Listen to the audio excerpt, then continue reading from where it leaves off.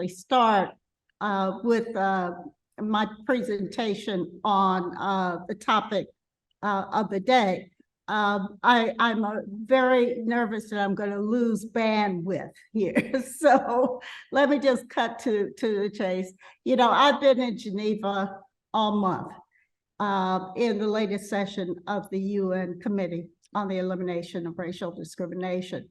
But this is a time when my mind and heart are back home in the United States. I'm thinking about the 60th anniversary of the March on Washington. It's already been noted, but also the optimism that we felt at that time, the hope that we had for a future without racism. But at the same time, I have also been thinking about what happened in Jacksonville, Florida. You know, will we ever be able to escape the deep hatred somehow? You know, 3 more lives lost.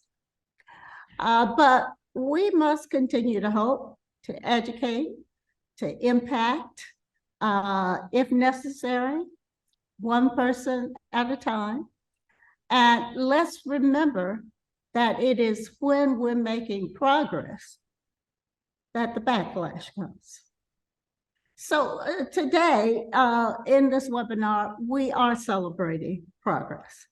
And I just want to, you know, talk for a second to have us all think from whence we came to this day of the Permanent Forum. In 1903, W.B. Du Bois said that racism will be ended only with the collective commitment of all nations of the world. In 1920, about 103 years ago, Marcus Garvey made the proclamation of the International Declaration of the Rights of Black people, the Black people of the world. In 1940, in the 1940s, W.B. Du Bois, Mary McLeod Bethune, Walter White, and others were active lobbyists at the conference to form the United Nations because they believed that the UN would be a venue in which more expansive rights would be declared for Black Americans. And the NAACP was the first civil society organization to submit a petition to the United Nations. At that time, the new entity of the United Nations, for an investigation of the ways in which those rights were being violated in the United States. So only now, after that long period of history, only now do we have an institutional body of the United Nations that has the possibility of realizing these dreams for Black people around the world. This past December, the launch of the Permanent Forum on People of African Descent, I mean, there were upwards of 900 African diaspora people in attendance from every corner of the globe. They came to speak their truths, to make clear their grievances, but most important, to claim their rights and to speak about their aspirations for a new world.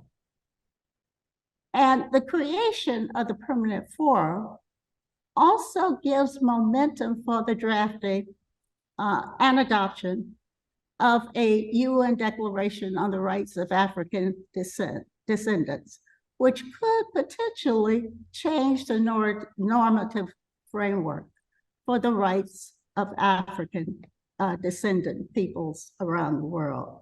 Now, I know somebody else in this webinar is going to talk in depth about the concept and the progress we made so far on the declaration.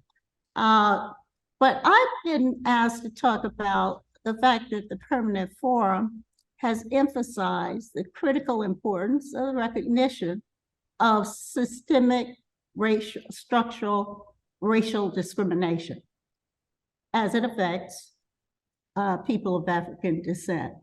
And so I've been asked to spend a few minutes teasing out what that means.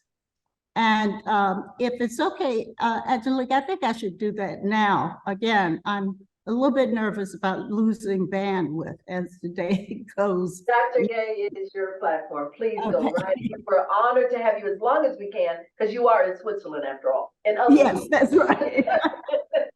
And so I'm going to speak about how we on the UN Committee Against Racism that I sit on have conceptualized and operationalized that terminology, structural racism, in a way that has allowed us to examine the realities in countries all around the world. You know, we talk about intentional and non-intentional discrimination, direct and indirect discrimination, de jure and de facto discrimination. So let's just talk about direct discrimination first. It's the product, if you will, of the bias and specific intention of an individual to do harm or to discriminate against other people. It is only in rare cases that you can prove the causal connection between a person's bias and a racially harmful condition that affects large numbers of people. We can do it in many one-to-one situations. We can certainly do it in the situation that occurred in Jacksonville. But you know, significantly because he has left a manifesto. But most situations that are racially harmful, that impact your life and my life on a daily basis, most have no point of origin or intention that can be located or identified. Many of those points of origin were long ago, lost in time or history now, but nevertheless, they continue to harm lives on an intergenerational basis. So structural racism, especially systemic structural racism, is pervasive now.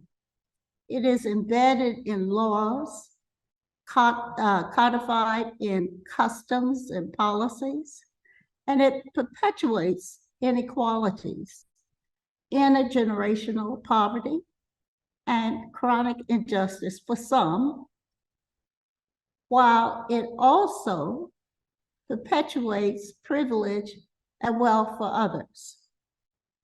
It is embedded in the structures of institutions that govern us and determine every aspect of our futures. And it replicates itself inside those institutions silently, insidiously, and without further initiation by any specific actors, so that it becomes, well, as they say, just the way things are. So to dismantle it, we must be intentional and determined in our actions. In the Committee Against Racism, the definition of structural racism is that we use is pretty simple. Any inequality between racial groups is per se discriminatory, unless you can come up with a really good justification for it. We use statistics to spot such differences in every society and in every aspect of society. Then we analyze that data through a deeper social, international, and historical lens. We use evidence-based indicators of whether there is an equal enjoyment of dignity, rights, and non-discrimination across every aspect of the society. And what that requires is, in the first instance, comprehensive disaggregated data collection across all areas of society. So when we do find inequalities that cannot be justified, then governments are under the treaty that we oversee, the International Convention Against Racial Discrimination, now ratified by 185 countries. So it's pretty broad in its acceptance. Then those governments, by the way, the US has ratified it, and they are mandate to fashion special measures, affirmative action policies based on that data. And the outcome of those affirmative action policies must be to close the gaps. So the Permanent Forum is calling for the mainstreaming of evidence-based equity considerations in all relevant and all policymaking across all areas of society. So let me say that again.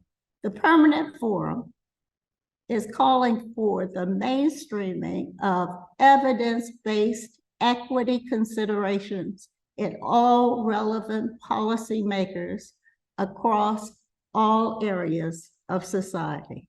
Oh, apologies also for being off screen. Just want to thank you for this presentation, for this incredible convening. Thank you so much, Reverend Dr. Angelique, for your leadership. I just wonder that, I kept hearing about this, the international regulation being in place, 180 plus countries, signatories, including the US. So what happens when the US Supreme Court puts out a ruling as they did, very much turning back the clock on affirmative action? And what happens when countries that are signatories do not uphold the mandate?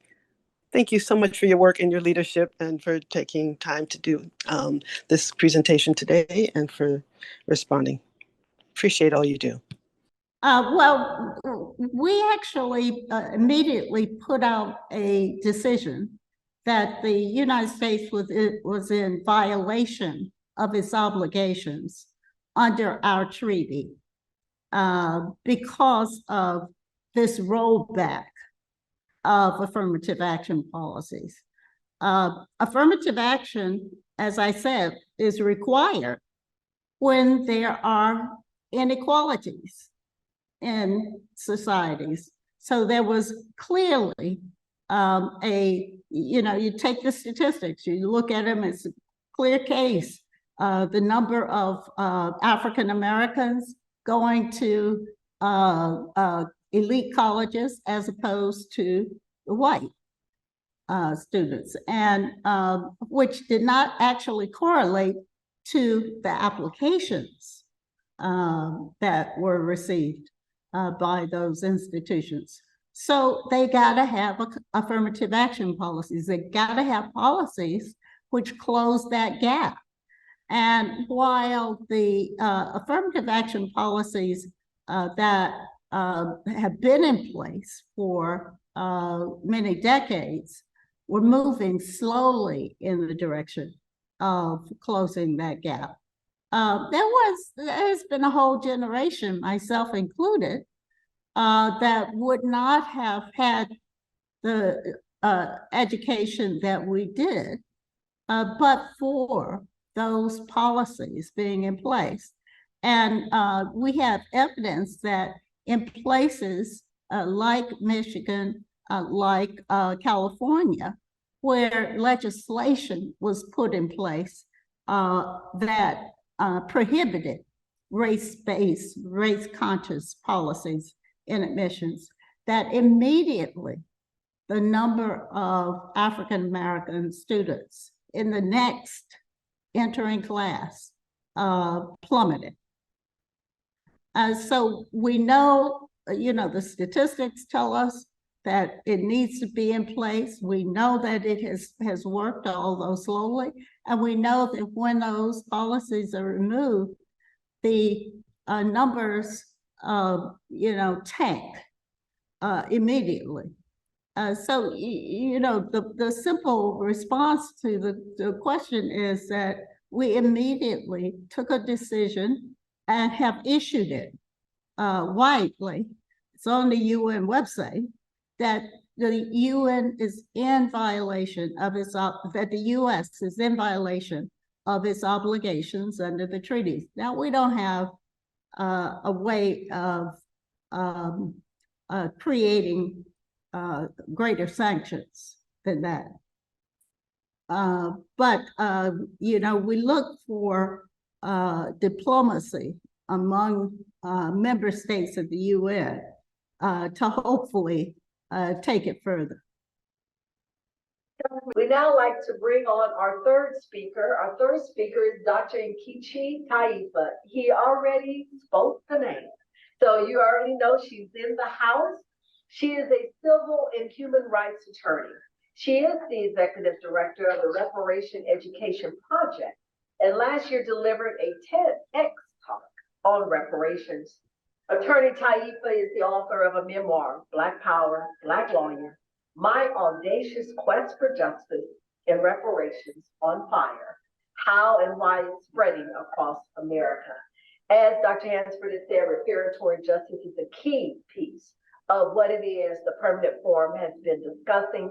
Here we have an expert on the theme and someone who has engaged it, not only an educator, but an activist. Dr. Nkechi, please share with us now. You have the document as well. If you could help us understand what you think the document is saying so far relative to the work that you've already been doing. Thank you so much. I would like to thank the Pan-African Working Group of ADNA, the Advocacy Network for Africa, Reverend Angelique Walker-Smith, Mark Harrison, and others for inviting me to share a few words as part of this ReBuilding a Pan-African Global Agenda during these last few days of Black August. I also would like to acknowledge the presence of the office of Congresswoman Sheila Jackson-Lee, and I would like to thank Dr. Gay McDougal for her long-standing, trailblazing work on issues of global significance to people of African descent, and to my brother, Justin Hansford, as the United States representative to the UN Permanent Forum for People of African Descent. So I'm just going to say a few words addressing a matter of profound significance, the issue of reparations for the Black world. The global reparations movement is gaining momentum today, demanding acknowledgement and accountability for the systemic racism and discrimination that persists today. From Ta-Nehisi Coates' powerful advocacy to CARICOM's reparations agenda, to the preliminary conclusions and recommendations from the UN Permanent Forum on People of African Descent, this issue transcends borders, recognizing the shared history and struggles of Black people worldwide. In our pursuit of reparatory justice, we must delve into the visionary framework set forth by the Caribbean community, CARICOM, through their 10-point program for reparatory justice. This transformative program outlines crucial steps to rectify historical injustices and pave the way for a more equitable future. Their 10-point program includes a formal apology from slave trading nations, support for building institutions for health, education, and cultural development, debt cancellation, technological transfer and capacity building, psychosocial support, cultural repatriation, indigenous peoples development program, African knowledge program, public health crisis initiative, and an equitable development fund. The CARICOM initiative recognizes the need for holistic measures that address historical exploitation, cultural erasure, and socioeconomic disparities. And as we advocate for reparations on a global scale, let us draw inspiration from CARICOM's comprehensive approach. In the ever-evolving global movement for reparations, the voices advocating for justice continue to gain momentum. Black communities worldwide, alongside African and Caribbean nations, are pressing for reparations to address the continuing impacts of the Muata of the transatlantic Holocaust, enslavement, Jim Crow apartheid, and colonialism. Prominent nations, including Jamaica, Brazil, and the United States, are at the forefront of this conversation. Calls for reparations are gaining traction as descendants of Africans enslaved throughout the diaspora demand acknowledgement, apology, and tangible redress for the systemic injustices they have endured. And it is fitting that the UN Permanent Forum on People of African Descent has affirmed the calling for an extension of the International Decade for People of African Descent to a second decade, 2025 to 2034, as part of its conclusions and recommendations. In addition to CARICOM, the dialogue around reparations for the historical injustices of enslavement has prompted responses from European nations recognizing their role in perpetuating profound suffering. The Netherlands, for instance, recently witnessed their king issue an apology for their country's involvement in the Muata, the transatlantic Holocaust and enslavement. During a speech commemorating the 150th anniversary of the abolition of enslavement in the Netherlands Caribbean colonies, he acknowledged the horrors of enslavement and correctly stated that its consequences are still felt today. The European Union has acknowledged the untold suffering caused by enslavement and has hinted at the possibility of reparations. The EU statement recognizes the immense pain and suffering inflicted by the Muata of the transatlantic Holocaust and colonialism. While not explicitly stating support for reparations, the EU's acknowledgement of the deep impact of enslavement marks a long overdue step towards addressing historical injustices. And this stance reflects the global growing conversation surrounding reparations and the need to reckon with the legacies of enslavement and colonialism.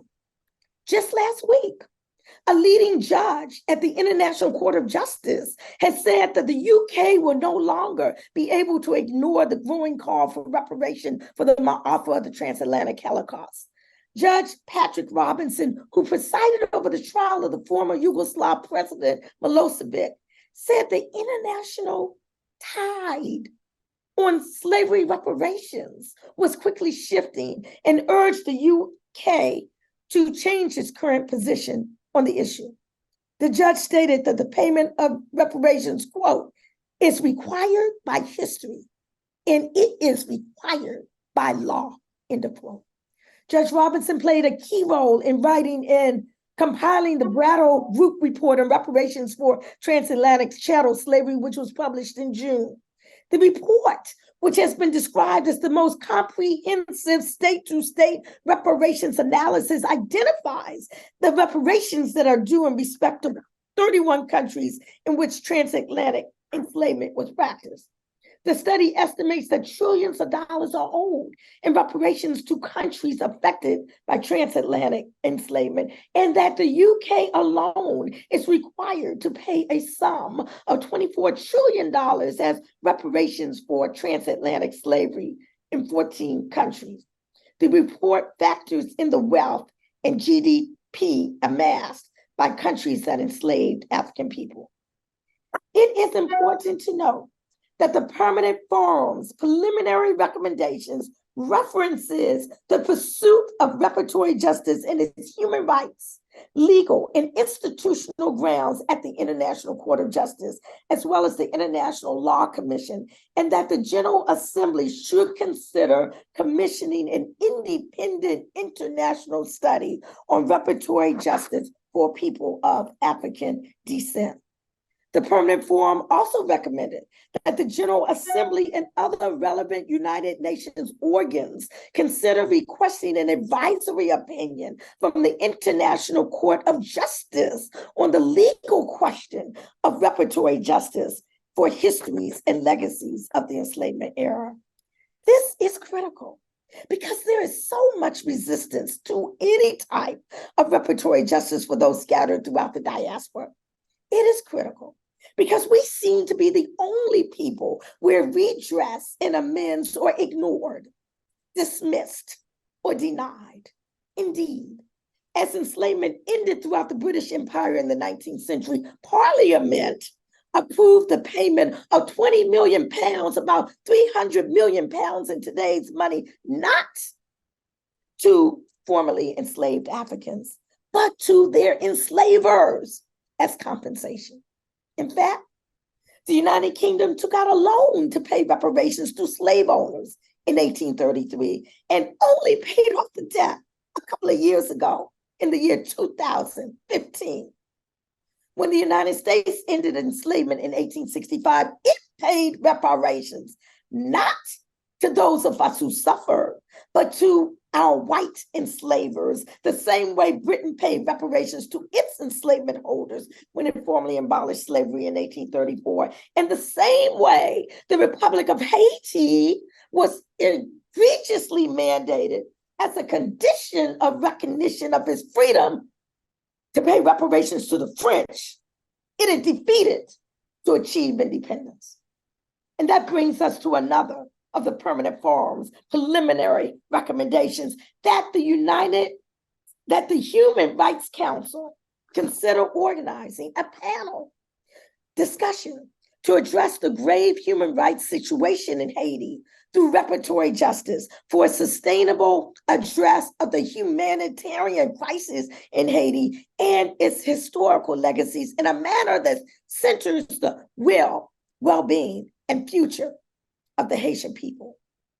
And this is a possible step towards the establishment of a Human Rights Council, independent international commission of inquiry on the subject, another of the conclusions and recommendations from the United Nations Permanent Forum on People of African Descent. So, as the global conversation intensifies, steps such as these towards international acknowledgement and accountability mark a significant shift in acknowledging the enduring impact of historical atrocities against the Black world. And yes, in addition to a UN Global Summit on Reparatory Justice, other recommendations from the Permanent Forum include a fund for the development of people of African descent to address the lasting consequences of enslavement, colonialism, apartheid, and genocide, and a UN Reparatory Justice Commission to facilitate concrete action on reparatory justice, sustainable development, and equity. I want to thank Professor Chinwesu of Nigeria, author of The West and the Rest of Us, who perhaps put it best, as he noted some 30 years ago in a 1993 major address at the second plenary session of the first Pan-African Conference on Reparations in Abuja. He said, "We must acknowledge that we are not the only people in the world who are seeking or who have sought reparations. In fact, by only now generating a mass movement in pressing our claim for reparations, we are latecomers. I would not at this time catalog the precedents for reparations paid and pending." He said, "I will just suffice it to say that with such precedents for reparations to non-Black people spanning 4 continents, it would be sheer racism for the world to discountenance reparations claims from the Black world. but our own search for reparations, he said, must of necessity be tailored to our own peculiar experience. Some others may need only that their ancestral home range be returned to them. Some others that acts of genocide and other atrocities against their people be atoned for and paid for. Some others that land excised from their territory be paid for. We, however, who have experienced all of the above and more, and experienced them for much longer than most, and therefore suffer chronically from their effects, we must take a more comprehensive view of what reparations must mean for us. We must ask not only that reparations be made for specific acts, we who have been such monumental victims are obliged to also ask what sort of systems and policies and practices made this long Holocaust possible, and what must be done to transform these systems and policies and practices such that injustice will never be so inflicted again. So my brothers and sisters, as Black August comes to an end this year, what does this all mean? Simply this: African people all over the world are on fire, waking up to the reality of a real practical move toward true justice. The collective we are beginning to understand that we are one people who went through the same genocidal, traumatic, and Holocaustal suffering committed by another group of people and their instrumentalities who unjustly and lucratively profited from our pain and sufferings. The descendants of that group have been empowered since that time. And the descendants of those of us who were exploited and traumatized are demanding a long overdue reckoning on race throughout the world. In the words of Malcolm X, in this day, this time, which we intend to bring into existence by any means necessary. Well, now we know why you are the expert on this subject. You have given us in 14 minutes an overview and a way forward at the same time. Thank you so much, Dr. Taifa. We are grateful for your passion. We're grateful for the way in which you have informed us and the ways in which this folds in so beautifully with what it is the Permanent Forum is seeking to advance. Thank you so much. I don't see any comments in the chat just yet, but friends, once again, that chat is for you to express what you've heard. We are going to come back to this conversation, and we certainly have great leadership to help us do that. Friends, we are coming to the end of our time, but not without hearing from Dr. Washington.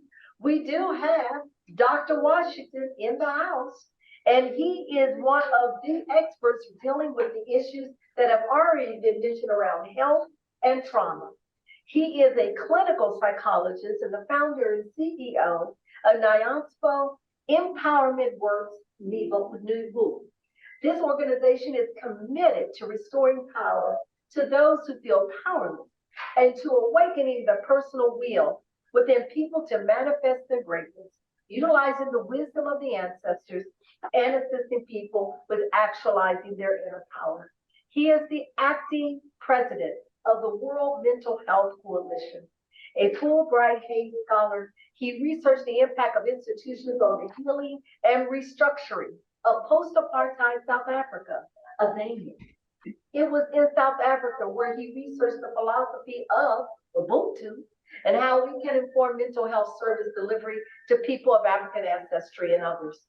Not only does he work on healing and the psycho-spiritual wounds that are present within people as a result of cultural and historical trauma, Dr. Washington continues developing healing paradigms for people of African ancestry who have been impacted by persistent enslavement, systemic trauma, PESD. His work is critical to advancing an Ubuntu psychotherapy, which he founded. He is the former chair of the Department of Sociology and Psychology at Grambling State University. And he is the former president of the Association of Black Psychologists from 2015 to 2017. Sadly, we've only been able to pick out a couple of the sub-themes within the document because we wanted to spend that time on informing around the document, the background. Again, this is the first of a three-part series. So now we move to this sub-theme that is intersectional with all the themes: trauma and health. Dr. Washington, will you come to us now? Thank you so much. Thank you for allowing me to be here, part of this conversation. I want to make sure, can you hear me? I'll make sure the microphone works. Are we good? Can you hear me? We're good for the next 14 minutes. Right. So that is a tall order, because this entire conversation actually is much longer. And after hearing, of course, Mama and Nkechi talk about the conversation of reparations, that conversation alone is a form of re-traumatization, just to hear how the resources were meted out to the oppressor and not to the oppressed. I want to thank you all for allowing me to be here within the next hour that I have left. I'm apologize. You said 15 minutes. I will actually present what we can do that makes this make sense. The forum suggested adopting a specific programs or policies that will look at universal health care and mental health services. Secondly, it suggested supporting the development of culturally safe structures and processes within national systems and private organizations surrounding healthcare, including inter alia safe and cultural appropriate midwifery operations. This process of understanding the dynamics of the trauma, the psychological intergenerational trauma incurred by African people cannot be achieved by utilizing European discussion and nomenclature. Mama Nkechi clearly informed us of the construct of the Ma'afa, which is, of course, she said, is the African Holocaust experience. It is a claiming, a reclaiming of the experience, and not utilizing the so-called slave trade, which is a part of the Europeans' discourse that suggests that there was some kind of trade that took place. Whereas there was some trading that took place, there's something deeper that took place in the entire process. The experiences of the Ma'afa, or the enslavement experience, had a deleterious effect on the African psyche and have resulted in forms of assault on spirit. Within the Zulu context, this is called ukufa kwabantu, which means the metaphysical illnesses and challenges to the people. The spirit wounds can be addressed by understanding the dynamics of what it means to be African or African spiritness. The word psychology comes out of the context of a word called saku, which means the essence of being.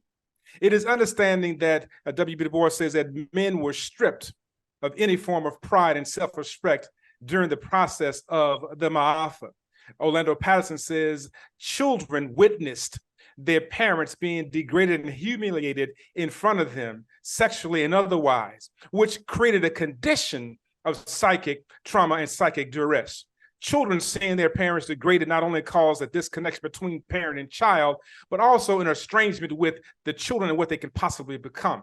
This is critical to understand, because when we begin to look at the process of the making of a slave, going from an African to one who was enslaved, we said we have to move one from being a Yoruba, a Mandinka, a Mende, an Igbo, a Jollof, a Wolof, a Fulé, Serer, moving that to become something that is less than human. We see this process that took place in the context of the seasoning elements of moving Africans from one space to another, to the Caribbean, to Brazil, to season them, to have them have a disconnect, which is a major form of cultural trauma. Cultural trauma occurs when a group of people experience a traumatic event that impacts the entire group of people. Some want to suggest that this group experience is only informed by the memory of the experience, but we want to suggest that systemic and structural institutional racism is not simply something that is in the memory, it is a lived experience. And so we talk about the trauma and the identity assertion that comes from such. We must understand then that the process of enslavement, the process of causing wars and disruption on the continent, the process of economic destabilization is one that is great traumatic experience. We must understand also that events of trauma occur to us daily when we talk about the media projection of Black inferiority. Sister McDougal mentioned earlier about the recent Jacksonville occurrence, which is a traumatizing experience, educational system of projection of a European superiority, disparities in healthcare systems, economic inequities, racial profile and disproportionate involvement with the U.S. penal system, mental health misdiagnosis, and political disenfranchisement. These events of trauma are ongoing. One cannot talk about the trauma events. We're talking about the trauma event responses, elevated levels of cortisol, high blood pressure, poor glucose regulations, lowered immune system are all a part of this entire process. This is informed by this notion of understanding that we have the sympathetic nervous system involved and the parasympathetic nervous system involved in the process of how we can deal with stress in experiences. The sympathetic nervous system is designed to stimulate adrenaline, and adrenaline is that which is a part of the fight or flight mechanism. And adrenaline is good when it begins to allow us to be mobilized to take action. It is bad that when it is prolonged within the body, it causes the body to break down. It causes high blood pressure, blockage in the arteries, and thus we're back to the same situation of sugar craving, high allostatic load, and other factors. We're suggesting then that the residual effects of this enslavement experience ties into the reparations conversation that was just had, that repair is a part of the word reparations, and we're repairing something that has been prolonged within the system of African people. Epigenetics gives us a great insight into this entire process. We understand that the process of epigenetics, that is that when we understand how the genes are modified from certain experiences, we can see then that the experiences of one generation becomes the genetic indices or indicator of how to respond in the next generation. Diaz and Resler did research on what does it mean to have an organism, have mice, to have a traumatic experience, and they noticed that the transfer of information of how to deal with that particular traumatic experience was encoded within the gametes or sex cells of those mice, and that was passed on to the next generation. The research was very simple. They had mice to experience trauma, a shock, when they smelled a certain chemical, and this chemical became encoded within the DNA of these mice. These mice would have pups that would never be shocked, but they would have the same smell, the odor triggered within them the trauma response, though they had never experienced the physical trauma. These mice would have pups that would have the same smell and have the same visceral response to the odor, though they were never shocked, which gives us indication to how we can see then that trauma can be passed on, the trauma responses can be passed on genetically. Dr. Amos Wilson tells us that the genetic inheritance, the genes, are not mere chemical packets that determine their physiological aspects, but the genes are capsulated histories of the experiences of our people. In other words, the cultural history, the biological history, the climatic geographical history, the interaction of our people have had with the environment of the African continent and on in other places for thousands of years have carried right into the bodies of our children. It is a part of their psychology as well as their biology. Therefore, the education and/or therapy or healing must be based on the knowledge of that history and the psychology that flows from that history. This suggests then that transgenerational trauma must be looked at as a spirit injury phenomenon. It must be looked at as something that is passed on from generation to generation, the way that the amygdala, the septum, and hippocampus begins to operate and function that produces responses such as aggression, defensiveness, hyperactivity, the idea of how we begin to maneuver in the world. The Kluge-Bucy syndrome, for example, categorized by severe reduced fear and aggression and increased docility and hypersexuality, is caused by some particular damage to the amygdala. This is a precursor to what we see in the areas of homicide and suicide within our communities. We must understand then that the damage to us that occurred in the context of the enslavement experience was not simply one that happened in the moment, but the encoding of that experience in the DNA has also passed on ways of addressing phenomena that could be healthy and less than healthy. We see that suicide rates within the Black population has increased. We've seen in 2020, suicide is the third leading cause of death for Blacks between the ages of 15 and 24. We've seen Black females grades 9 through 12 were 60% more likely to attempt suicide in 2019. We see that there's a process by which the psychic responses to the trauma that has been untreated has long-range effects. We must understand that these are compounded by dynamics of environmental racism. That talks about the issue of living in spaces that actually have poor health outcomes, such as Cancer Alley in Louisiana, where there's several oil refineries along the way that's killing our people. It also associated with oxidative stress, that something that happens when we deal with the dynamics of of free radicals within the body that causes the body to break down, which then can create conditions of Fragile X syndrome, chronic fatigue, the idea of heart and blood vessel disorders, arteriosclerosis, heart failure, heart attack, and inflammatory diseases.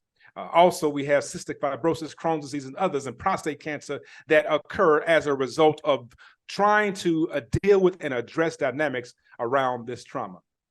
So when we talk then about the healing process, it cannot be one in which we look at the European process of healing, because it has been the European dynamic of psychology that has created the conditions that we experience. But we must examine the idea of looking at how we address the trauma from our own perspective. We cannot use terms such as post-traumatic stress disorder. There is nothing post about the phenomena. The phenomena is ongoing. The following questions must be asked. What has been the impact of the generations of trauma on African people? What behavior markers do we expect to witness within a group that have experienced transgenerational trauma? What can be expected of their relationships with themselves and others? What behaviors and belief systems are that have been developed about themselves that we must look at? What role will denial play in the trauma responding, the trauma continuing to show itself within the organism of Black people? If denial is present, is healing possible? What is the best suited facilitative healing process? We advance then that the healing process must be one that examines the totality of the African experience, must be able to examine the process of epigenetic transference of data that suggests how one should respond, because also epigenetic tells us that we're able to have healing modalities become encoded within the DNA that then can become passed on from generation to generation. That healing must be in the context of who we are as a people. That healing must be in the context of addressing the true dynamics of what it means to be human. We suggest then that the Ubuntu psychotherapy model is one of those models that looks at the humanity of a people and the connectivity of a people and begins to move into a space of healing and restoration. It is imperative that as we consider this process of moving forward and healing, we must be responsible, as has already been done, to look at the intergenerational aspects of the trauma and also begin to look at the intergenerational dynamics of the healing process. That is, how do we restore our people back to their original greatness? How do we look at the dynamics of trauma that has occurred not only within the context of the enslavement experience, but what occurred on the particular continent of Africa, the constant instability of being preyed upon for generations, the dynamics of economic instability that started not just simply with the enslavement experience, but we have evidence that shows that it started much sooner than that. In the 1300s and 1400s, that's deep data that talks about the agri-bee process and that how economic destabilization took place on the continent that moved into gold, that moved into sugar, that moved into cotton as the process that destabilized African people. What do we have to do now? That is, this organization, this movement, this moment is about the now movement. That is to move into the healing of the self-hate, the healing of the self-annihilation, the healing of that reality that has to be reestablished, that we are a people that come from a seed, of a seed, of a seed, of a seed, of the seed. The healing then reminds us that we are a great and marvelous people that have been resilient through all things, and that DNA also is within us to also be able to overcome all that has come against us. And so our healing modality must be that which reminds us of our true power, our purpose, and our passion. Thank you. Dr. Washington, thank you so much.